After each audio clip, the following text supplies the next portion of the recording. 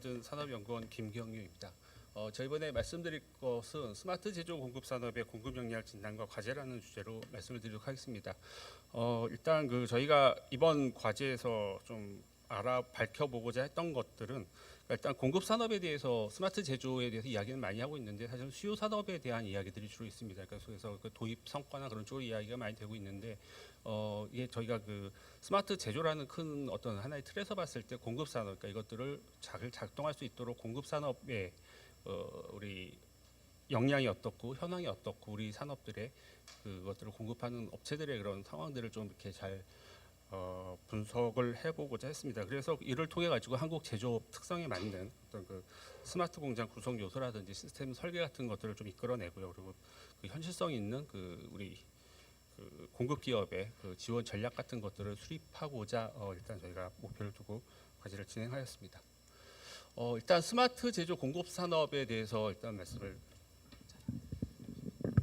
드리도록 하겠습니다. 그래서 스마트 제조 공급 생태계는 저희는 크게 세 가지로 구분을 하였는데요. 일단 생산 현장 스마트화에 필요한 각종 설비, 그리고 수요 기업들이 요구하는 기능에 대해서 이런 것들 이렇게 솔루션을 조합하는 부분, 그리고 이것들을 통합적으로 구현하는 서비스, 이렇게 크게 설비, 솔루션, 그리고 서비스를 이렇게 구분을 하였습니다. 그래서 솔루션을 살펴보면은 솔루션에 대해서는 저희가 스마트 공장의 운영이라든지 생산, 그리고 공급사들과 제품 개발들을 관리를 지원하는 각종 소프트웨어 등을 저희가 솔루션으로 구분을 하였습니다. 그래서 PLM이라든지 SCM, 그리고 ERP 같이 어떤 경영 부분들을 이렇게 관리하는 소프트웨어, 그리고 APS 같이 어떤 수요 예측을 통해 가지고 이런 것들을 생산 계획에 이렇게 반영할 수 있는 소프트웨어, 그리고 MES나 FEMS 같이 에너지라든지 그리고 공장 운영과 관련된 그런 부분들을 이렇게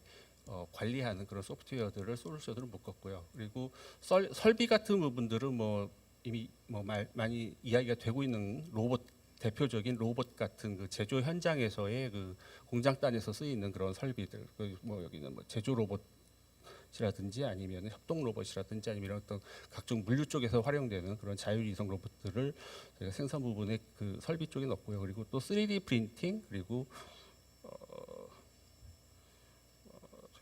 AR, VR 같은 그런 생산 현장에서 저희가 이렇게 보조적으로 쓸 수 있는 그런 기자재들, 그리고 CPS 디지털 트윈 같은 부분들을 생산 부분에 넣고요. 그리고 이런 것들을 소프트웨어와 통해 가지고 이렇게 잘 작동을 할 수 있게 하는 여러 가지 장비 같은 네트워크부터 시작해서 센스 같은 그런 장비 부분들을 설비로 놓았어요. IoT 부분이라고 해서 IoT 기기 장비, 통신 네트워크 장비, 스마트 센서, 머신 비전 이런 부분들을 저희가 구분을 하였습니다.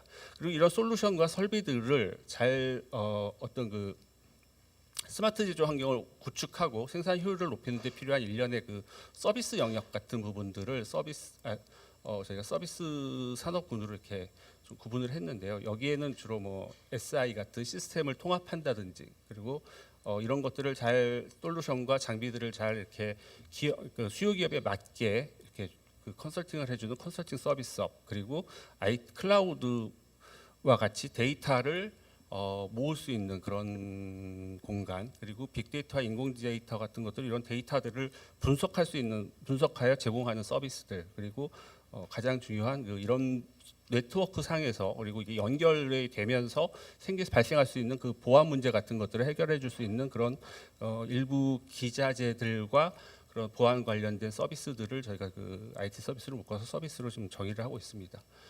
그래서 스마트 제조 공급 산업에 대해서 간단하게 현황 같은 것들을 동향을 말씀드리면 일단 이 스마트 제조 공급 산업은 주로 주요 선진국들이 제조업 경쟁력 강화 정책 수립 과정에서 어떤 스마트 팩토리를 제한을 한다거나 아니면은 보급이 활성되면서 이렇게 빠르게 성장이 좀 시현이 되고 있습니다. 그래서 스마트 제조 공급 산업들의 주요 플레이어들을 보면 주로 미국, 독일, 일본 등 제조업들이 비교적 발달돼 있는 이런 선진국 기업들이 대부분 이 스마트 제조 공급 산업에 시장을 점유를 하고 있고요. 그리고 또 이런 플레이어들이 보면은 각 일단 제조가 공작 기계나 그런 기계 이런 주로 그런 부분에 이렇게 개별 솔루션을 제공하던 기업들이 어떤 M&A나 수직 M&A를 통해서 수직적 수평적으로 이렇게 확산을 하면서 사업 영역들이 확산되고 있는 추세를 보이고 있습니다. 그래서 대표적으로 뭐 지멘스 같은 경우가 원래는 기계 쪽에 관련된 그런 시스템 같은 것들을 공급하던 기업인데 그 소프트웨어 기업들을 이렇게 인수를 하면서 스마트 제조의 어떤 플랫폼 같은 영역으로 확장을 하면서 이런 스마트 제조 공급 산업에 지금 참여를 하고 있다고 볼 수 있겠습니다. 스마트 제조 공급 산업의 특징을 살펴보면 일단 다양성입니다. 그래서 수요자가 요구하는 그런 기능이나 사양에 따라 제품 종류와 규격이 다양하면서 이렇게 사실은 이렇게 좀 어떤 산업을 이렇다 범위가 이렇다라고 제가 좀 정의하기가 조금은 어려운 그런 이렇게 다양성 때문에 이런 다양화가 강조가 되면서 어떻게 이렇게 이 부분이 이거다라고 이야기가 좀 어려운 부분들이 좀 있고요. 그러다 보니까 어떤 그 기술 인력들에 의해서 이런 그 다양한 조합들이 가능합니다. 그래서 이런 기술 인력들의 의존도가 높은 산업이고요. 확장성 연결이 되는 건데 다양한 융복합 기술을 접목해가지고 제품 성능이나 모델의 확장성이 크고 그리고 또 이렇게 산업 내 가치사슬 전주기상에서 어떤 새로운 비즈니스 모델이 창출이 가능하다라고 할 수 있겠습니다. 그래서 기존의 그 이런 그 공작기계 쪽이나 뭐 이런 부분들에 있어서 그 예지 설비 같은 그런 기능 그런 비즈니스들을 부착을 해서 가치사슬을 그 AS 쪽으로 이렇게 확장시키는 그런 비즈니스 모델들을 지금 창출을 하고 있고요. 그리고 지배력이 강합니다. 그래서 어떤 그 연결 설비나 뭐 그런 프로그램 기능들이 연결이 되다 보니까 어떤 표준이나 통신 방식 등으로 구축된 시스템에 의해서 그런 변경들이 어려워서 초기에 그 구축한 기업에게 종속이 되는 그런 락인 효과가 상당히 큰 산업으로 볼 수 있겠습니다. 그래서 그 글로벌 스마트 제조 공급 산업 규모는 사실 이게 정의가 각각 틀리고 또 이 아까 말씀드린 범위를 이렇게 좀 한정하기가 어려워서 이런 정확한 통계를 얻기가 어려워서 대부분 그 어떤 그 외국 컨설팅 업체에서 발표한 숫자들이 계속 인용을 하고 있는데요. 그래서 2020년까지 연평균 한 9.3%를 증가한 2,054억 달러까지 글로벌 산업 제조 공급 산업 규모가 성장할 것으로 보고 있고요. 그래서 미국, 중국, 독일, 일본들이 이런 그 스마트 공장 시장을 선도하면서 한 점유율을 50% 이상 차지를 하고 있는 시장입니다. 그리고 글로벌 스마트 공급 산업을 살펴보면 일단 그 이쪽 자료에서는 그러니까 그런 소프트웨어나 서비스 같은 영역들을 테크놀로지로 좀 정의를 하고 있고요. 그리고 설비 쪽을 컴포넌트라고 정의를 하고 있는데 그래서 지금 대부분 장비 쪽에 비중이 크게 높게 이렇게 잡히고 있습니다. 그리고 또 이런 장비 쪽 시장을 살펴보면은 장비 관련 시장은 한 2022년에 한 1,202억 달러 정도로 성장을 될 것을 전망을 하고 있고요. 특히 그 산업 제조 현장에서 쓰이는 그런 로봇 시장 규모가 가장 크고 반면에 그 3D 프린팅이 이야기는 많이 되고 있지만 사실은 아직까지 그 산업 현장에 도입하는 것들은 좀 제한이 있습니다. 그래서 규모는 작지만 앞으로 2022년까지 이 3D 시장의 성장성은 가장 클 것으로 좀 전망을 하고 있습니다.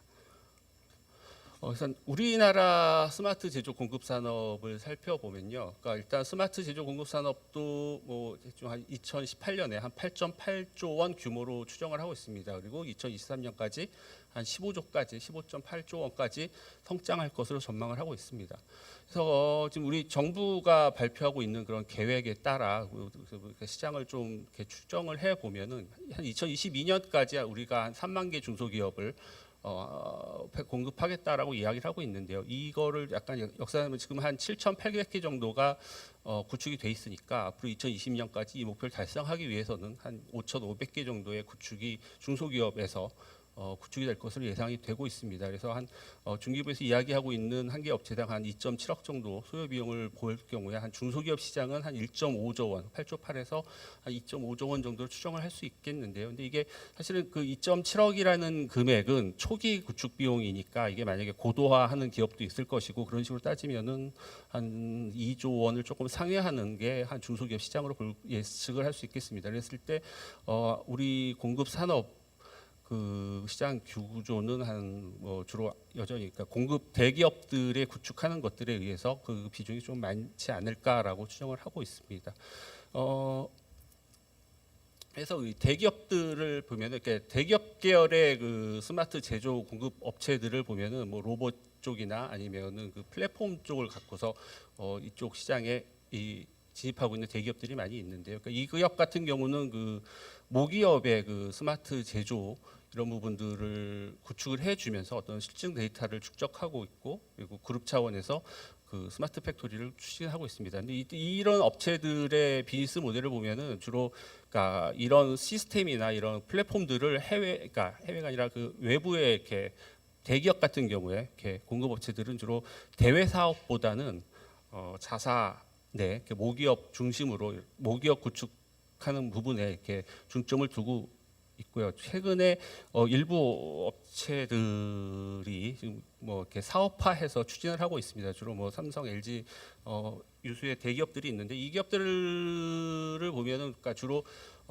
모기업들의 그런 부분에 있어서 좀 특화를 하고 있는 것 같습니다. 그리고서는 지금 현재 이 진행하는 것들이 이렇게 수평적 확산을 하고 있는 것 같습니다. 그래서 뭐 어떤 그런 그 각각의 그 공장 내에서 이렇게 연결 범위를 확대하는, 그리고 아직 그 수직적으로는 조금 더 이루어지지 않는 그런 것으로 지금 추정이 되고 있고요. 그리고 뭐 했다시 그 모기업에 있는 부분들을 이렇게 특정화해서 그런 부분들에 이렇게 좀 강점을 가지고서 대기업들은 지금 진행을 하고 있는 것 같습니다. 뭐 대표적으로 포스코 ICT 같은 경우가 그 모기업인 포스코 쪽에 그런 스마트 공장 시스템을 구축을 하면서 어떤 그런 뭐 철강 관련된 그런 부분에 적용을 하고 있고요. 그리고 롯데 같은 경우도 모기업이 뭐 음식이라든지 석유화학 같은 것들에 관련된 그런 쪽에 좀 특화를 하고 있는 것 같습니다. 그리고 현대 오토에버 같은 경우는 지금 뭐 모기업인 현대자동차의 그 스마트 팩토리 관련된 그런 사업들을 지금 추진을 하고, 또 부품 업체, 그러니까 협력 업체들까지 그 스마트 공장 하는 쪽으로 지금 확산을 하면서 이런 그 일단 그 모기업과 연관된 사업들을 위주로 하고 있다라는 것을 볼 수 있겠습니다.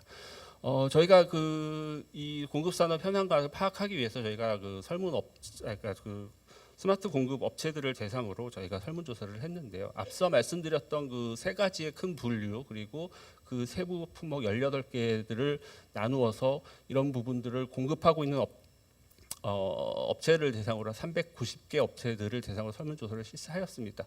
그래서 응답 기업들은 주로 뭐 대기업은 한 1.6%, 그리고 중견기업은 한 2.5%, 중소기업은 19%, 소기업은 76.8%로 해서 중소기업들이 한 90%를 상회하는 96% 정도를 차지하고 있습니다. 그래서 이런 기업들의 그 공장 보유를 한번 살펴봤는데요. 저희가 보니까 그 스마트 제조 공급 업체들 같은 경우에 그러니까 뭔가를 자기네들이 만들어서 공급하는 업체들도 있지만 해외 것들을 이렇게 들여다가 유통하는 업체들도 꽤 있는 것 같습니다. 그래서 그런 업체들을 살펴보기 위해서 생산 공장 보유 여부를 물어봤는데, 뭐 설비 같은 경우에 한 35.7%가 설비 공장이 없다라고 이야기를, 생산 공장을 보유하지 않다라고 보고 있습니다. 그래서 이 업체들은 뭐 OEM을 준다든지 하는 것도 있겠지만 일정 부분 유통 쪽으로 이렇게 좀 특화한 업체들이 아닐까라고 저희가 추정을 하고 있습니다. 솔루션 서비스도 한 6.5%가 오히려 공장을 갖고 있다. 이쪽은 공장보다는 뭐 어떤 뭐 R&D나 그런 부분들이 좀 특화되어 있을 것 같긴 한데, 공장을 보유하고 있다고 해서 이 업체들 같은 경우는 어떤 그 기존의 뭔가를 이렇게 제조하는 업체들이 설비나 솔루션 쪽으로 이렇게 좀 확산하는 게 아닐까라고 추정을 하겠습니다. 그리고 R&D 보유센터는 역시 그 스마트 제조 공급이 새로 형성이 돼가고 있고, 그리고 또 기술 발전 같은 것들이 빠르게 이루어져 있다 보니까 R&D 보유센터 같은 부분들에 있어서는 상당히 많은 비중을 가지고 업체들이 R&D 센터를 갖고 있다라고 이야기를 하고 있습니다. 특히 설비업체 같은 경우가 굉장히 좀 보유하고 있다라고 응답하는 비율이 많았는데요. 이런 부분들은 뭐 그러니까 기존의 어떤 그 설비업체들 같은 경우는 기존의 그 공작기계나 뭐 그런 부분들에서 네트워킹이라든지 그런 부분들을 장비를 만들던 업체들이 좀 이렇게 좀 확산을 해가면서 이런 부분들을 좀 보이고 있지 않을까라고 보고 있습니다. 그래서 그 스마트 제조 공급 업체들 같은 경우 지금 사업 분야가 어떻게 분포를 하고 있는지 저희가 좀 살펴봤습니다. 그래서 주로 그 소프트웨어라든지 플랫폼, 컨설팅 공급하는 업체들이 역시나 그 설비 쪽보다는 더 높게 나타나고 있습니다.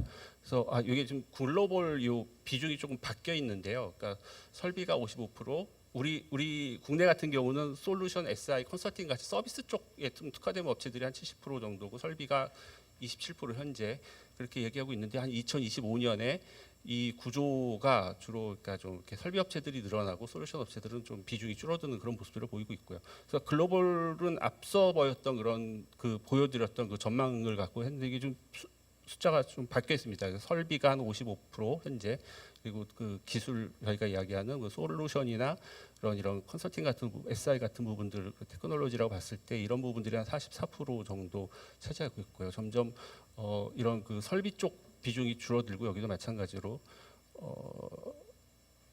기술 쪽, 그러니까 그런 부분들이 좀 늘어나는 설비가 늘어나고 그 기술이 좀 줄어드는 그런 모습 비중들을 보이고 있습니다. 그래서 우리 그 스마트 제조 공급 업체들의 한 38.8%가 그런 어떤 솔루션을 공급하고 있는 업체들이 비중이 제일 많고요. 그리고 2025년에 이런 솔루션 공급 업체 비중은 좀 낮아질 것으로 예측이 되고, 반면에 이런 설비 쪽 관련된 업체들이 늘어날 것으로 지금 답을 하고 있습니다.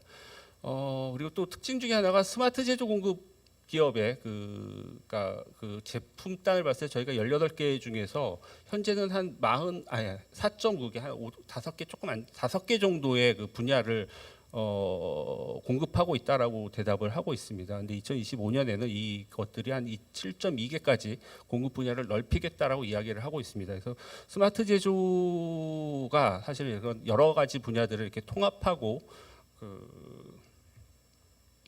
패키지화되고 있는 경향이 있는데, 이런 부분들을 공급 업체들이 좀 반영을 해서 앞으로 그 사업 분야들을 좀 더 넓히면서 확산을 시키겠다라고 답을 하고 있는 것으로 보이고 있습니다.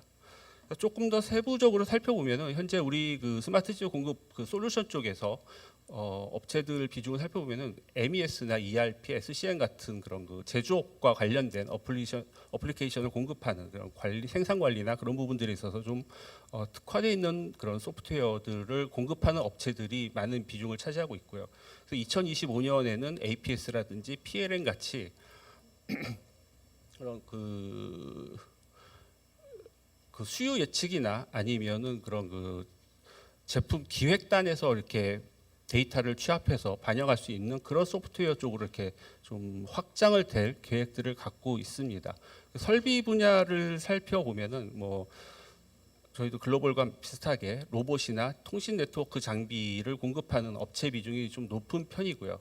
반면에 그 3D 프린팅 시스템, AR, VR 그리고 CPS 같은 부분들, 그러니까 본격화된 그 스마트 제조 공급 업체의 비중은 상당히 좀 적은 것으로 나타나고 있는데요. 2025년에도 뭐 마찬가지로 이런 그 구조 변화를 봤을 때 경향은 비슷하겠지만 이런 그런 그 3D 프린팅이라든지 AR, VR, CPS 같은 부분들로 확장을 하겠다라고 답하는 기업들이 좀 많아지면서 이런 비중들은 조금 이런 부분들, 그러니까 첨단화된 쪽으로 조금 발전되어 나갈 것으로 지금 답을 하고 있습니다. 그래서 비교적 우리가 좀 이렇게 좀 미리 구축이 돼 있다. 그러니까 제조 설비 쪽 부분을 조금 더 특화해서 살펴보면은 뭐 로봇 산업 같은 경우는 지금 우리가 한 10년 동안 한 연평균 한 10% 정도의 10년 동안 한 10% 정도의 높은 성장세를 시현을 하고 있는데요. 그래서 스마트 제조와 관련된 협동 로봇이라든지 자율이송 로봇 시장 같은 부분들이 좀 크게 확장을 하고 있는 추세입니다.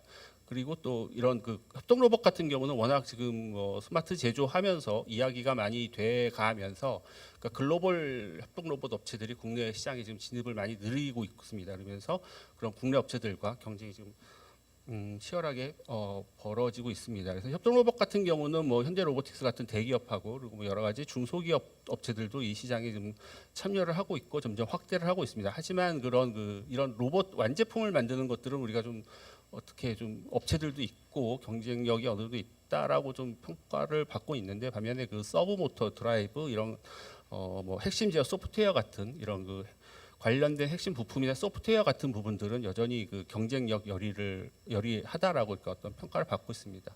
그리고 그 물류 체계라든지 그런 그 셀 단위의 어떤 그 공장 안에서의 그런 물류 그 생산 라인 구축을 위한 그 자율 이송 로봇 같은 부분들에 있어서 그 스마트 제조에서 이런 부분들이 좀 강조가 되고 있는데, 자율 이송 로봇 같은 부분들은 아직 그 해외 의존도가 높은 편입니다. 그래서 우리 기업들은 뭐 이렇게 연구 개발이나 해외 업체들하고의 기술 협력을 이렇게 진행하는 수준들을 보이고 있고요.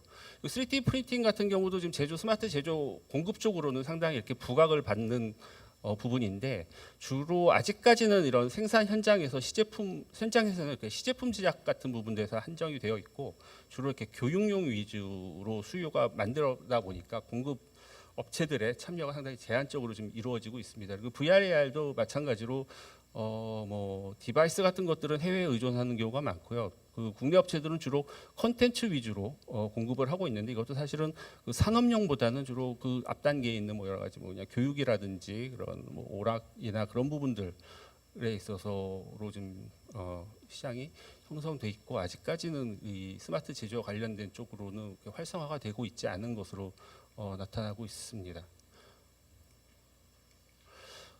그래서 저희가 그 또 스마트 제조라고 하면은 이렇게 가치 사슬 전반에 있어서의 어떤 그런 영향을 주고 변화를 주고 있다라고 저희가 이야기를 하고 있는데, 그러면은 우리 그 스마트 제조 공급 업체들은 가치 사슬상에서의 어떤 부분에 주로 이렇게 그 관련된 제품이나 서비스를 제공하고 있는지 저희가 한번 살펴봤는데요.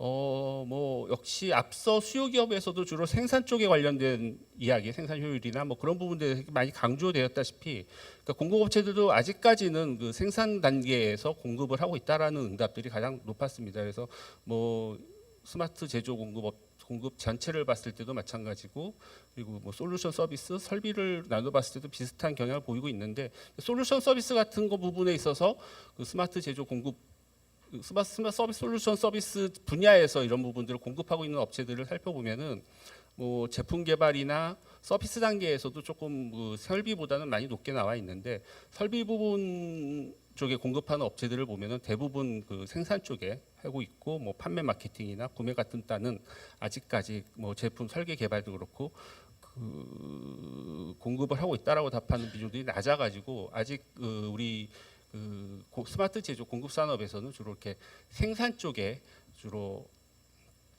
포커싱이 맞춰져 가지고 공급이 이루어지고 있다라고 보고 있습니다. 그래서 2025년에는 이런 구조들이 어떻게 변할까라고 봤을 때도 뭐 그런 경향성은 거의 뭐 비슷하긴 한데, 그 증가폭 같은 부분에 있어서 뭐 판매 마케팅이나 그런 뭐 서비스 쪽 같은 부분들은 더 크게 공급을 조금 더 많이 하겠다, 올리겠다라고 답을 하고 있는 비중들이 높습니다. 그래서 이런 부분들은 어쨌든 그 2025년까지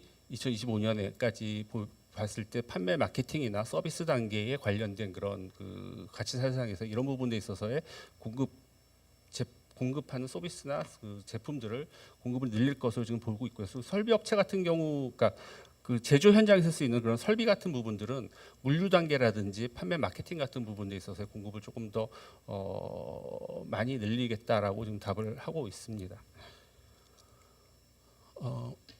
다음으로 주로 그러니까 우리 공급 업체들은 어떤 성격의 제품들을 공급을 하고 있는가를 살펴보았습니다. 그랬을 때 그 설비 같은 부분은 여전히 뭐 이렇게 소재 부품이라든지 모듈 같은 부분들을 공급하고 있다라고 이야기를 하고 있습니다. 그래서 어쨌든 이렇게 좀 그 통합 시스템이라든지 전체를 아우르다기보다는 어떤 그런 단일 부품들을 생산해서 이런 것들을 이렇게 납품하는 그런 공급하는 그런 비중들이 좀 많은 것으로 보이고 있고요. 솔루션 서비스도 이렇게 통합 솔루션을 제공한다기보다는 어떤 단일 IT 서비스라든지 아니면 이렇게 패키지 소프트웨어 같은 것들을 어떤 단일 서비스 형태로 이렇게 공급을 하고 있다라고 지금 답을 하고 있습니다. 기술 확보 방식과 관련해서 좀 저희가 질문을 해봤는데요. 그래서 어떤 식으로 기술을 주로 이렇게 획득을 하고 있는가를 물어봤는데, 상당히 꽤 많은, 그러니까 요 원의 크기가 비중을 얘기하고 있는데요. 그러니까 독자 개발을 하고 있다라고 답한 기업들이 제일 많습니다. 그리고 또 뭐 수요 기업과 협업을 한다, 기술 제휴를 한다, 산학 연계를 한다, 기업 합병을 한다라고 얘기를 했고요. 저희가 요 세로축 같은 경우는 그래서 근데 그 독자 개발로 얻은 기술에 대해서 니네들의 그 공급 업체들의 그 기술 수준은 어느 정도라고 물어봤는데, 그 독자 개발한 업체들은 자기들은 기술 수준이 상당히 높다라고 이야기를 하고 있고요. 기업 합격을 하고 있는 부분은 비중은 작지만 자기네들은 기술 수준이 낮다라고 얘기를 하고 있는데, 이런 것들은 뭐 그냥 저희가 일반적으로 알고 있듯이 어떤 그 기술이 많이 없는 업체들은 합병을 통한다든지 아니면 있는 독자 개발을 하고 있다라고 답은 하고 있는데, 근데 그 스마트 제조 공급, 그 스마트 제조라는 부분들이 사실은 이렇게 독자적으로 뭔가를 한다기보다는 통합이라든지 오픈 이노베이션이 상당히 강조가 되고 있는데, 우리 기업들 같은 경우는 주로 그 과거에 했던 그런 그 기술 개발 학습 방식에 좀 더 익숙해져서 그런지 독자 개발 그리고 단일 부품들 같은 쪽으로 한정을 하고 있어서 그 앞으로 이렇게 산업 스마트 제조 공급 산업의 성격과는 조금 동떨어져서 이렇게 활동을 하고 있는 게 아닐까라고 추정을 하고 있습니다. 그래서 스마트 제조 공급 업체들 제가 설문을 했을 것들의 수출 비중을 한번 물어봤습니다. 그래서 수출 비중 같은 경우는 한 3.7%, 그러니까 매출액 대비 3.7% 정도로 나타나고 있는데, 이런 뭐 우리나라 제조업이나 그리고 유사한, 그러니까 요게 조금 그러니까 유사한 뭐 기계 산업과 비교를 해볼 때 뭐 40%, 45% 이상 되는 것들과 비교를 해볼 때 3.7% 상당히 낮은 것을 보고 절대적으로 내수 시장에 의존을 하고 있다라는 모습들을 있다라고 할 수 있겠습니다. 그리고 그 수요 업체들을 저희가 물어봤는데도 뭐 생산 설비, 솔루션 서비스 그리고 뭐 이렇게 전체적으로 봤을 때도 거의 90% 이상이 국내 기업에게 이런 그 저희 공급을 하고 있다. 수요 업체가 저희 90% 이상 국내 기업이라고 얘기를 하고 있고요. 생산 설비가 약간 해외에 나가고 있다라고 답을 하는 비중이 좀 높은데, 이런 부분 같은 경우는 주로 지금 앞서 얘기했던 그런 우리 대기업 같은 것들이 주로 해외 공장들에 있어서의 그 스마트 제조 그런 부분들을 구축하는 데 있어서 이런 부분들에 일단 납품하는 것으로 지금 저희가 추정을 하고 있고요. 그리고 뭐 솔루션 같은 경우도 그 국내 대기업들이 나가 해외 공장에 구축을 하는 데 있어서 이런 부분들을 공급하고 있는 것으로 지금 추정을 하고 있습니다. 그리고 연구개발 집중도 같은 부분들을 살펴보면은 제가 질문을 해봤을 때 한 4.7% 정도 매출액 대비 4.7%가 R&D 비용으로 사용을 하고 있다라고 답을 하고 있는데요. 뭐 유사한 기계 산업이나 제조업 같은 부분에 비해서는 좀 높은 편인데, 이 스마트 제조가 혁신이 필요하고 앞서서 R&D 센터를 보유하고 있다는 비중도 상당히 높았는데 일반적인 것보다. 근데 그 개발 집중도는 낮은 것을 봤을 때 그러니까 R&D를 하려는 의지는 있는데 이렇게 그 금액 같은 부분에 있어서는 상당히 좀 혁신이 필요한 전자나 뭐 또 특히 그 최근에 이렇게 변화가 빠르게 일어나는 자동차 산업이 한 4.8 정도인데 매출 개발 집중도가 그것과 비슷한 걸로 봤을 때는 그 산업이 혁신성이 강조되는 산업에 비해서는 우리 기업들이 연구개발로 좀 집중도는 낮은 편이다라고 볼 수 있겠습니다. 그 반면에 그런 핵심 부품, 소재 그리고 소프트웨어 같은 것들을 공급을 어디서 받는가를 한번 살펴봤는데, 특히 설비 업체들에 있어서 해외 의존도가 상당히 높게 나타나고 있습니다. 뭐 소재 같은 경우는 30%, 부품 같은 경우는 한 41% 정도인데, 특히 요 세부 품목들을 살펴보면 자율유성 로봇, 통신 네트워크 장비, 그리고 스마트 센서, 머신 비전 같은 부분에 있어서 그 부품들이 해외 의존도가 높다라고 대답을 하고 있고요. 그리고 소프트웨어 같은 경우는 AR, VR, CPS, 그리고 제조 로봇 같은 데 있어서 해외 의존도가 높게 나타나고 있는데, 제조 로봇 같은 경우도 우리가 좀 그 제품을 만드는 것들은 좀 뭐 어느 정도 다른 공급 산업 분류에 비해서는 경쟁력이 있다라고 평가를 할 수 있겠는데요. 근데 그런 운영 체계라든지 운영 소프트웨어 같은 부분들은 해외 의존도가 높은 것으로 나타나고 있고요. 솔루션 공급 업체들은 주로 보안 그리고 팸스 그리고 PLM 같은 부분들에 있어서의 의존율이 높은 편입니다. 그래서 국별로는 소프트웨어 같은 경우는 미국, 그리고 소재는 중국, 일본, 그리고 부품은 중국, 일본, 독일 같은 부분의 국가들에게 의존하고 있다라고 대답하는 비율이 높게 나타났습니다. 그리고 공급 산업에 대해서 어떤 경쟁력을 한번 평가를 해봤습니다. 그래서 전반적인 그 공급 산업의 기술 경쟁력은 76, 미국을 100으로 봤을 때 76으로 지금 대답을 하고 있습니다. 그래서 비교적 다른 산업과 비교를 해봤을 때 우리 그 스마트 제조 공급 산업의 경쟁력이 좀 낮게 보고 있습니다. 그리고 특히 그 여러 가지 뭐 저희가 기술 경쟁력, 제품 그리고 품질 경쟁력, 가격 경쟁력, 브랜드 이미지 같은 것들을 봤을 때 가격 경쟁력은 그래도 한 80 정도까지 따라간다라고 얘기를 하고 있는데, 특히 브랜드 이미지 같은 부분들은 상당히 취약한 것으로 보이고 나타나고 있습니다. 그래서 그러니까 이 업체들이 상당히 그 국내에서만 활동을 하고 있고, 그러다 보니까 브랜드 이미지가 약하고 이런 부분들에 있어서 그 해외 시장 진출이라든지 그런 데까지 이렇게 연결이 잘 안 되고 있는 것으로 보이고 있습니다. 그리고 또 그 세부 분야들을 살펴보면은 로봇이 그래도 비교적 조금 경쟁력이 있다라고 이야기를 하고 있고요. 반면에 3D 프린팅 시스템 같은 부분들이 많이 떨어지고 있는 것으로 보이고 있는데, 그러니까 3D 프린팅 같은 경우는 정부가 관련된 지원들을 많이 하고 있음에도 불구하고 국내 시장이 미흡하고 또 어떤 그 이런 시장을 이렇게 선도하는 기업들이 없다 보니까 그 경쟁력이 좀 많이 약한 것으로 나타나고 있고요. 그리고 소프트웨어 같은 부분들도 MES 같은 부분들은 지금 우리 기업들이 공급하는 업체 수도 많고 또 시장이 많이 확대되고 있지만, 어떻게 그 뭐 내수 시장에 한정이 되어 있어서 여전히 그 브랜드 경쟁력이 취약한 것으로 나타나고 있습니다. 애로사항 같은 부분들을 보면 또 뭐 제목이 좀 잘못되어 있는데, 이게 다 애로사항입니다. 이걸 전체로 봤을 때 이쪽에 있는 것들은 그 그룹 저희가 이렇게 그룹핑 해가지고 봤을 텐데, 뭐 이야기는 비슷하게 이야기하고 있습니다. 그러니까 주로 이렇게 중소기업들이 많이 이야기하고 있는 자금 조달 부족, 그리고 뭐 판로 개척, 시장 경쟁들을 이렇게 했는데, 좀 재밌는 것 중에 하나가 앞서서 봤을 때 기술 경쟁력에 대해서는 굉장히 낮게 평가를 하고 있는데, 기술 부족에 대해서는 그다지 이렇게 애로점을 얘기를 안 하고 있습니다. 이게 뭐 경향성은 비슷한데 다 뭐 3 이하로 우리가 뭐 이야기하고 있고, 설비 부분이 약간 좀 3을 조금 뭐 보통 수준보다 높다라고 얘기는 하고 있지만, 그러니까 기술 부족에 대해서 이렇게 애로점을 이야기 안 하고 있습니다. 그래서 이게 이런 부분들을 어떻게 생각할까 하면, 주로 이렇게 기술 같은 것들을 해외에서 이렇게 좀 많이 들어오다 보니까, 그리고 국내에서 그러니까 이 수요 업체들이 주로 중소기업이다 보니까, 이 중소기업들의 특징들은 그 구축하는데 그 많은 자금들을 투입할 수 없기 때문에 값비싼 외산을 이렇게 사용을 못하다 보니까, 사실은 이 시장들이 국내 기업들 간의 경쟁이고, 그래서 기술에 대해서는 그다지 이렇게 그 상대적으로 기술에 대한 그 인식들이 좀 낮지 않을까라고 좀 그냥 추정을 하고 있습니다.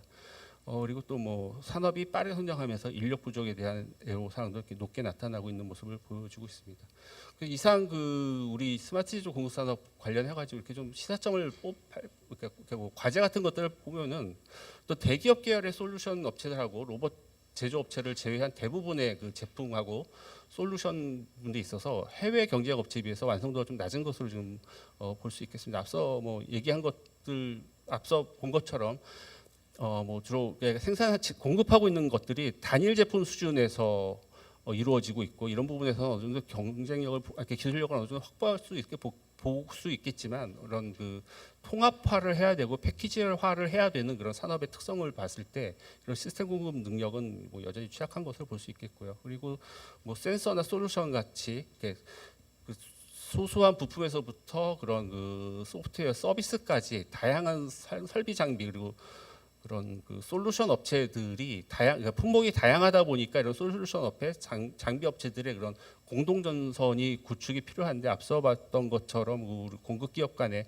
협업 체계가 상당히 미흡하고, 기술을 주로 독자적으로 얻는다든지 그런 부분들이 있어서, 그런 협업 체계, 기술이나 그런 사업을 운영하는 데 있어서 협업 체계가 상당히 미흡한 것으로 볼 수 있겠습니다. 그리고 또 낮은 경쟁력으로 인해서 내수 시장 중심으로 사업을 진행하면서 그런 내수 시장 비중이 90% 이상을 상회하고 있고, 또 해외 나가자니 또 브랜드 이미지 같은 부분들이 상당히 좀 걸림돌로 작용을 하면서 그러니까 확장성에 있어서 상당히 좀 이렇게 좀 문제가 있지 않는가라고 좀 보고 있습니다. 그리고 공급업체들 같은 경우에 중소기업 비중이 높은 편으로 상당 부분 영세해서 그 경영 영속성 확보가 어려운데, 그 수요 업체들의 애로점 같은 것들을 보면은 가장 먼저 이야기하는 것들이 그 사후 관리 부분하고 또 업그레이드인데, 국내 기업 같은 경우는 이런 그 영속성 확보가 어렵다 보니까 이런 부분들이 있어서 수요 업체들이 조금 불안함을 느끼고 있고, 그러다 보니까 그 스마트 제조 이런 부분들이 있어서 공급하는 데 있어서, 그러니까 수요 업체들이 이런 부분들에 있어서 좀 애로점을 얘기하다 보니까 좀 주저하게 되는 그런 부분들이 좀 발생하는 것 같습니다. 그래서 어떤 그 전략 같은 것들을 살펴보면은 그래서 공급 기업들이 일단 지금 이 시장이 정부에 의해서 보급 위주로 확대를 하다 보니까 상당히 좀 그 앞서 얘기했듯이 앞서 그 애로점에서도 나왔듯이 그런 그 시장 경쟁 같은 것들이 상당히 치열하다라고 얘기하는 것처럼 이렇게 여러 가지 공급 업체들이 많이 좀 이렇게 난립 그러니까 좀 이렇게 많이 있다 보니까 어떤 그 이런 그 관리 공급 기업 풀 관리가 좀 어느 정도 좀 고도화돼서 이루어져야 되지 않을까 하고 있고요. 또 이런 수호 기업들의 대상의 그런 공급 기업 선정 가이드라인 같은 것들이 좀 필요하지 않을까라고 보고 있습니다. 그래서 공급 기업 풀은 어떤 그런 뭐 그런 산업 기업의 기술력하고 사업 실적 같은 그런 기술 역량뿐만이 아니라 그러니까 이런 수요 기업들과 연계를 해서 어떤 그러니까 수요 기업 그러니까 시장 어떤 그런 수요 공급 기업의 역량이라든지 아니면은 그 수요 기업들이 어떤 타겟으로 하고 있는 그런 부분들에 있어서의 그런 그 공급 기업 능력하고 그리고 수요 기업들이 원하는 그런 양면적인 것들을 고려를 해서 어떤 그런 풀을 만들고 아니면은 그런 공급 기업들을 선정할 수 있는 어떤 가이드라인을 좀 이렇게 만드는 것이 필요하지 않을까라고 보고 있고요. 그리고 뭐 특히나 이 산업에서는 그 기업들 간의 공동 R&D라든지 마케팅 같은 것들을 이렇게 협업하는 것들을 좀 확대가 필요하지 않을까라고 보고 있습니다. 그래서 수요 기업하고 공급 기업하고 이렇게 어떤 매칭하려는 그런 노력들은 많이 있는데, 그러니까 공급 기업 같은 경우도 어떤 그런 그 얼라이언스 같은 것들을 만들어서 그런 패키지 기술이라든지 협력을 위할 할 수 있는 그런 창구 같은 것들을 좀 마련하는 게 필요하지 않을까 보고 있고요. 그리고 그 앞서 그 어쨌든 그 대기업들이 하고 있는 그런 업체들 플랫폼 업체들이 많이 있는데 이런 업체들이 지금은 뭐 아직까지는 그 뭐 모기업 스마트 공장 하는 것들에 좀 한정되어 있지만 이 업체들이 해외에 난다간다든지 했을 때 어떤 그런 이런 대기업 계열의 공급 기업 업체를 중심으로 턴키 방식으로 이렇게 그 중소업체들과 해외 시장을 진출하는 것들을 이렇게 모색할 수 있지 않을까라고 보고 있습니다. 그리고 유통업체가 그러니까 해외에 그런 뭐 소프트웨어나 그런 것들을 활용하는 부분들이 좀 많이 있는데요. 워낙 이 스마트 제조 공급 산업이라는 게 워낙 이 분야가 많다 보니까 그런 일괄적으로 이렇게 지금 뭐 정부에서 스마트 제조 R&D 로드맵 같은 것들을 만들고 있지만 그러니까 이렇게 좀 이렇게 A부터 Z까지 다 한다기보다는 어떤 그런 그 전략적으로 우리가 중요한 부분들 아니면 우리 경쟁력 같은 부분들을 좀 고려를 해서 집중 육성할 수 있는 그런 부분들을 좀 선별하는 것이 필요하지 않을까라고 생각을 하고 있습니다. 그래서 뭐 이런 부분들은 정부와 민간 역할들을 구분해서 수차적으로 지원을 한다든지 그리고 그런 부분이 좀 필요하지 않을까 보고 있고요. 그리고 이 부분은 수요 기업하고 공급 기업들의 스마트 제조 근데 이런 부분들을 정책을 하는 그러니까 품목들을 선정하는 데 있어서 수요 기업들의 인식도 좀 어느 정도 좀 반영을 해야 되지 않을까라고 보고 있습니다. 그래서 수요 기업들이 앞으로 그 저희 그 그룹 부분으로 앞으로 그러니까 요 각각 분야별로 앞으로 어느 정도까지 도입을 하겠냐라고 물어봤을 때의 대답 증가율이고요. 그리고 공급 기업은 앞으로 2025년까지 이런 분야에 있어서 공급을 늘리겠다라고 얘기한 기울기인데 서로 이렇게 상당히 차이가 좀 많이 납니다. 그러니까 수요 기업 같은 경우는 사실은 이런 구축하겠다라는 의지가 상당히 높은 걸로 보이고 있는데 공급 부분들은 좀 이렇게 좀 낮은 기울기가 그러니까 증가율이 좀 낮은 것들을 보이고 심지어 보안 같은 부분들은 수요는 많이 있는데 오히려 공급이 딸리는 이런 부분들이 있습니다. 그래서 이런 부분들도 좀 고려를 해서 어떤 그런 선별적으로 좀 지원할 부분들을 골라내는 것들이 필요하지 않을까라고 제안을 했습니다. 예, 이상으로 발표를 마치도록 하겠습니다. 네, 스마트 제조 공급 산업 감사합니다.